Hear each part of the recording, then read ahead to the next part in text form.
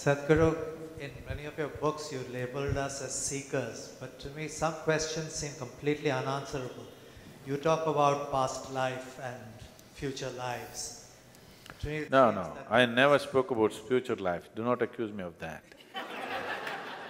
Never I have spoken about future life, past, because past yes, but never past lives future. and future… Yeah, I'm just giving that as an example, say even past lives, but to me certain questions seem completely unanswerable unless you said, for example, in one of your satsangs that you know.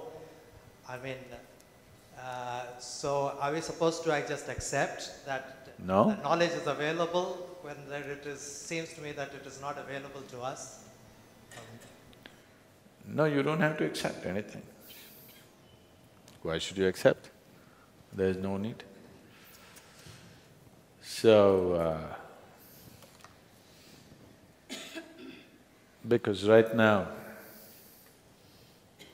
your situation is like this. Let's say you were imprisoned for 10 years. You are in a cell, always locked up. One day, somebody simply quietly came, opened the lock and they went away. But you won't get up and move out because you want a neon sign, this way to freedom. Otherwise you won't move. When you are like that, we have to say vulgar things like, I know.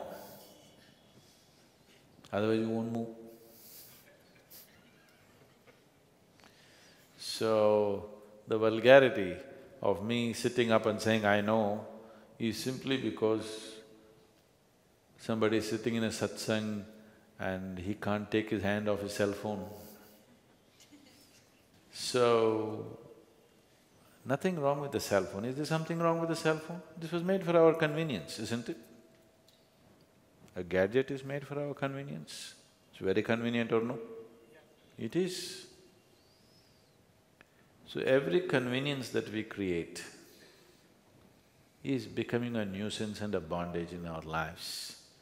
Because in your life, you're constantly seeking only bondage, please understand this. You're not seeking liberation. Wherever you go, you want to bond with something, isn't it? If you go on bond, you will become bondage as you age. What was a bond when you were young? Has it not become bondage as you age? Huh? All the time you're trying to bind yourself to something.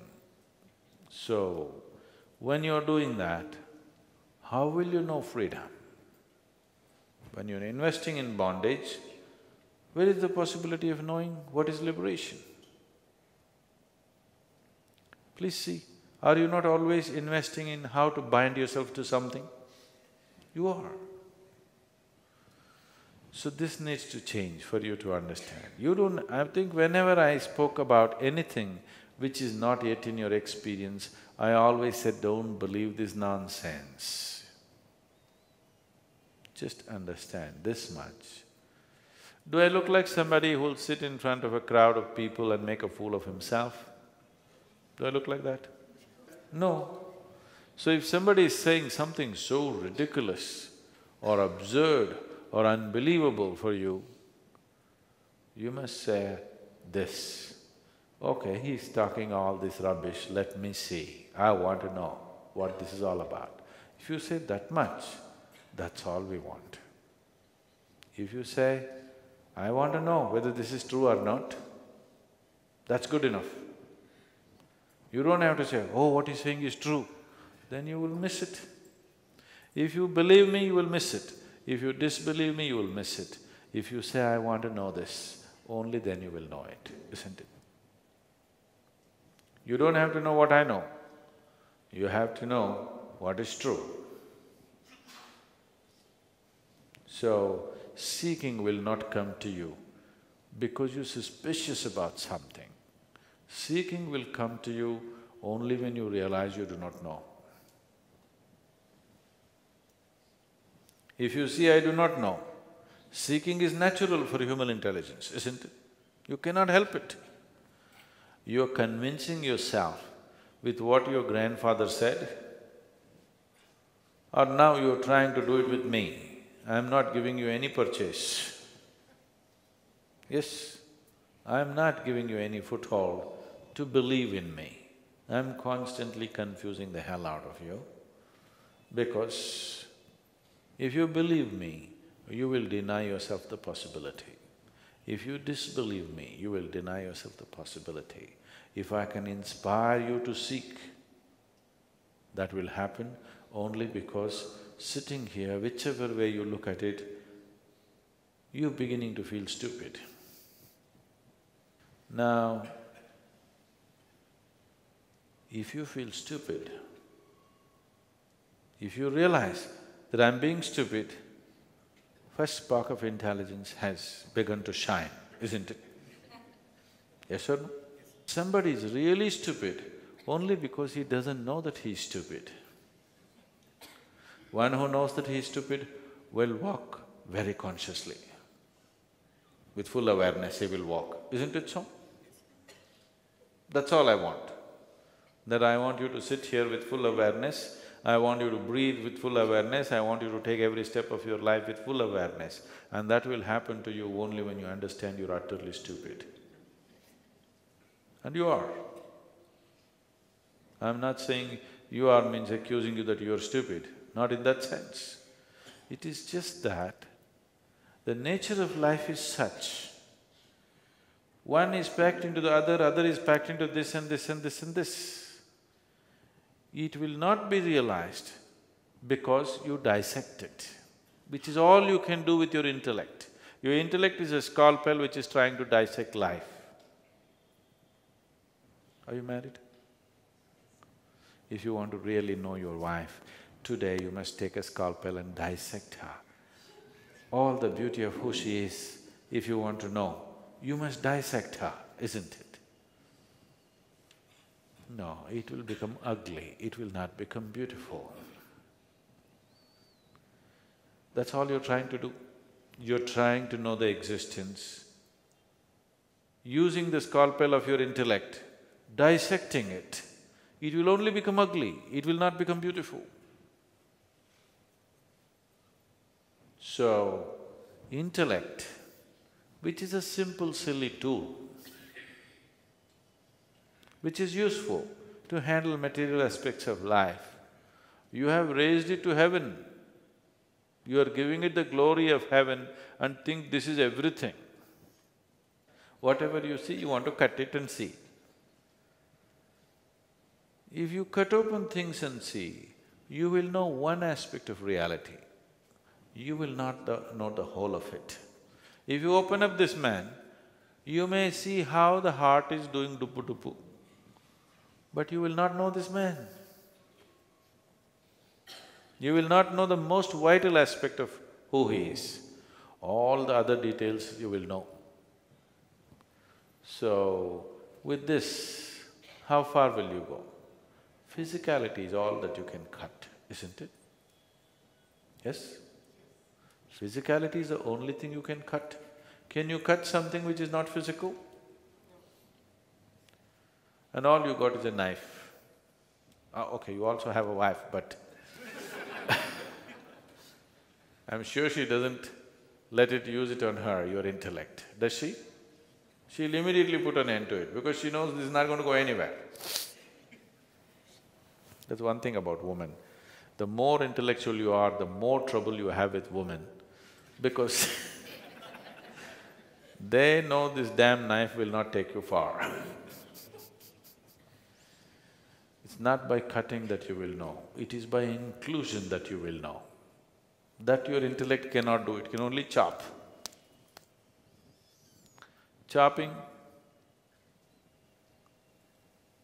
vegetables are okay. Life doesn't work like that. You can't chop life and know it. You have to include it, only then you know it.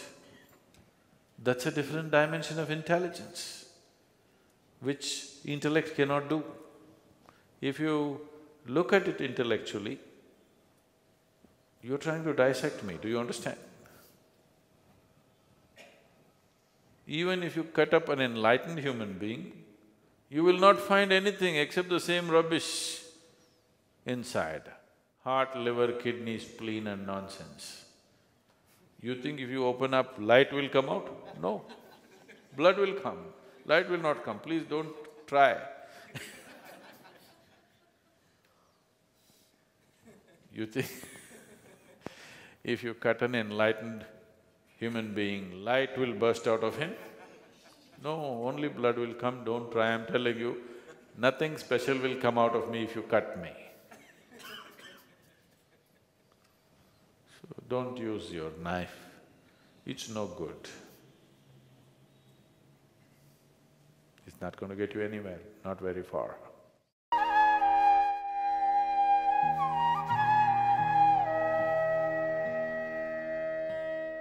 But he must be punished.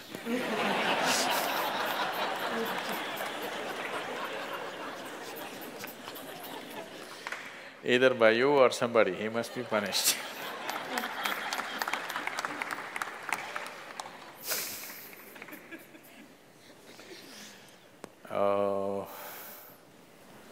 What kind of punishment do you normally give to people?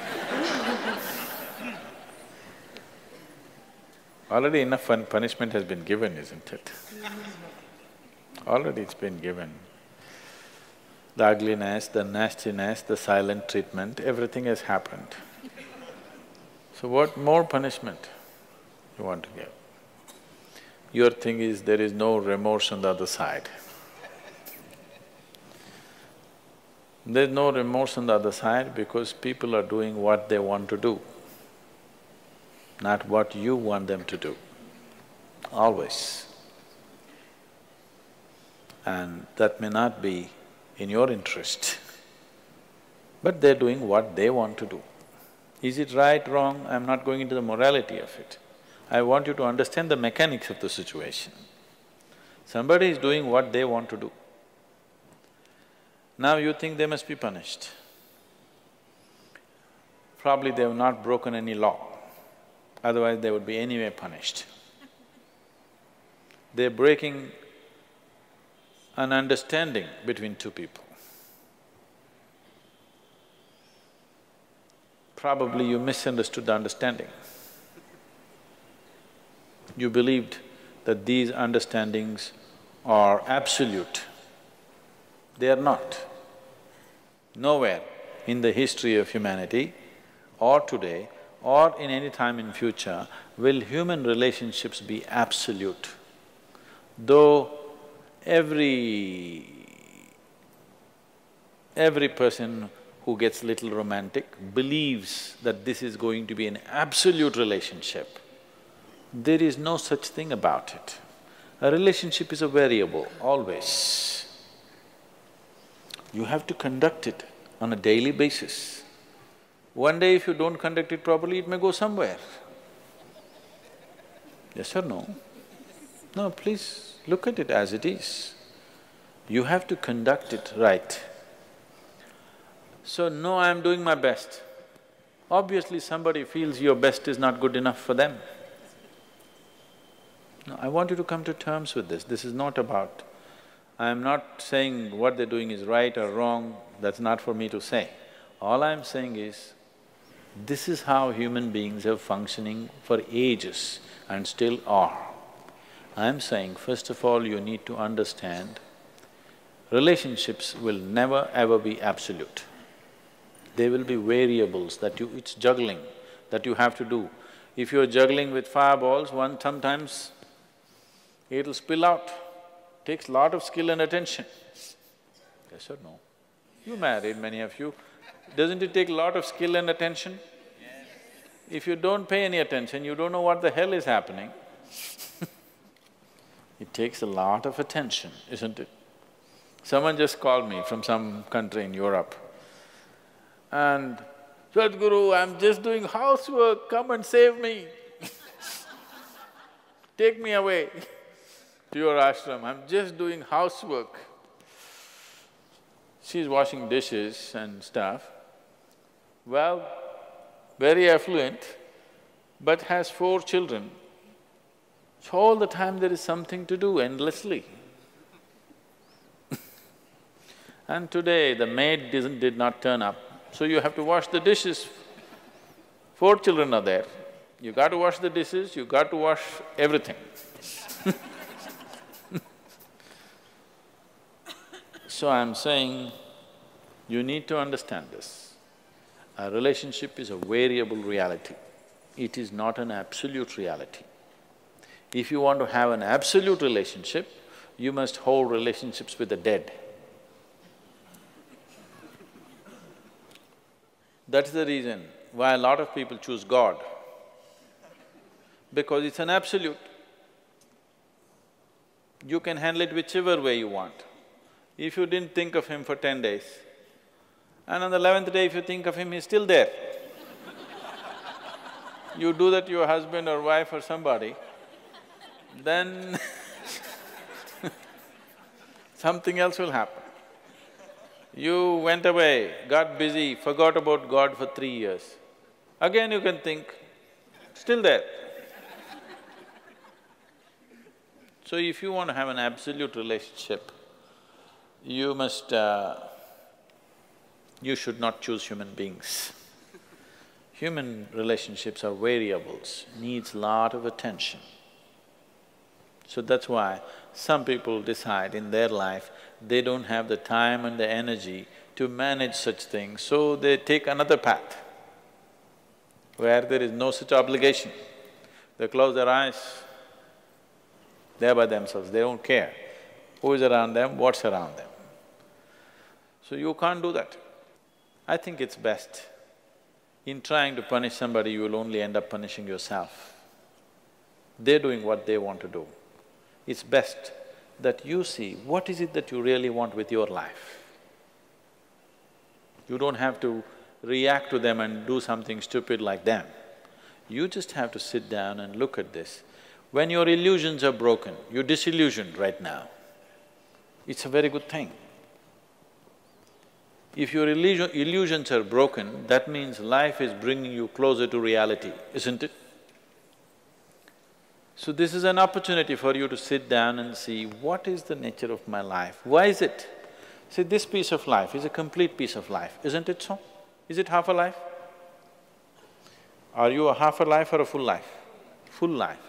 Why is it that it feels so incomplete that it needs another person to fill this life? Why is it? It's time to look at it, isn't it? If this is a full life, this is complete by itself. But right now, you made it in such a way that this cannot exist with that one and that one, without that one and that one and that one. So somewhere it's an incomplete life, or at least it has not realized the fullness of its nature, isn't it?